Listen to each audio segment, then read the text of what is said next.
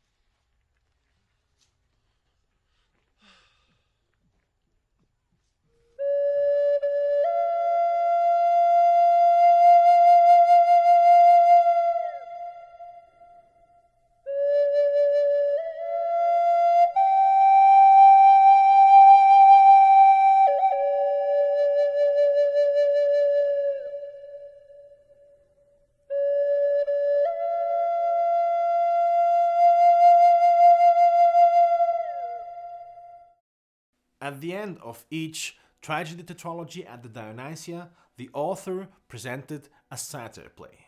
But what is a satire play? The satire play was a kind of humorous Greek fable. The choir was performed by several satyrs. The satyrs were beings of the Greek mythology. They had goat-like legs and goat-like horns, and they were always lustfully chasing after nymphs, as we saw in the video at the beginning. The choir leader was the Silenos, a mythological figure who was always drunk, and was also the teacher of Dionysus. The satyrs and the Silenos were both part of the story. The only surviving satire play that we can still read today is the Cyclops of Euripides. It's about the Cyclops Polyphemus and Odysseus. Another genre we know from the Greeks is the comedy. The Greek comedy, to put it simple, had a permissive language and often included phalli. In earlier times, it was thought that the term comedy came from the word komos and ode. Komos was a lewd, drunken procession in the name of Dionysus, with music played on the kithara and aulos, a kind of double flute. The origin of the term, however, was also disputed by Aristotle in the Poetics. As with the tragedy, Aristotle also wrote a book about the comedy, but unfortunately, this is lost in the haze of time. We can divide comedy into three epochs: Old Comedy, Middle Comedy, and New Comedy. As with Aristotle spoke about the comedy, there's no works left of the Middle Comedy.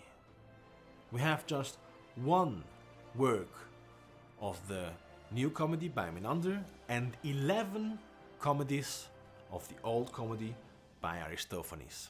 The Old Comedy stemmed from a time when the plays made fun of public figures and addressed serious problems of society in a funny way. A good example for that is The Clouds of Aristophanes, in which he made a caricature of the great philosopher Socrates. Aristophanes was the most famous of the authors, and the only one we have written works. His best known work is the Lysistrata. There were also comedy competitions, on the one hand one day at the Dionysia, and on the other the Lenaia. The Lenaia was a festival where only comedies were shown, and it went on for 3 days. The Lenaia took place between what today we call January and February. From the Middle Comedies we have only the name of the winner of the Lenaias, because the name were carved in stone in the theater for eternity. The plays themselves have crumbled to dust. The New Comedy was shaped by the reign of the Macedonian kings, as in Greece there were no longer free, independent democratic states like Athens, and the monarchy was introduced all over Greece, freedom of speech was over. People were not allowed to make fun of public people and focus on political issues. The plays were now about everyday situations of the common people. The only play that survived is Menander's Dyskolos, what means misanthrope. It is difficult to say how such a comedy play was staged, because we have no director's notes. The only thing we are certain is that here also only men were allowed to play, and that the choir and the actors had dialogues.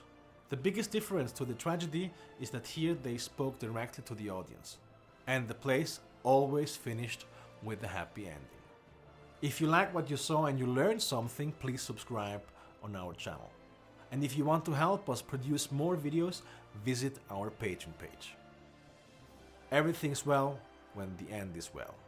Until next time, and break a leg.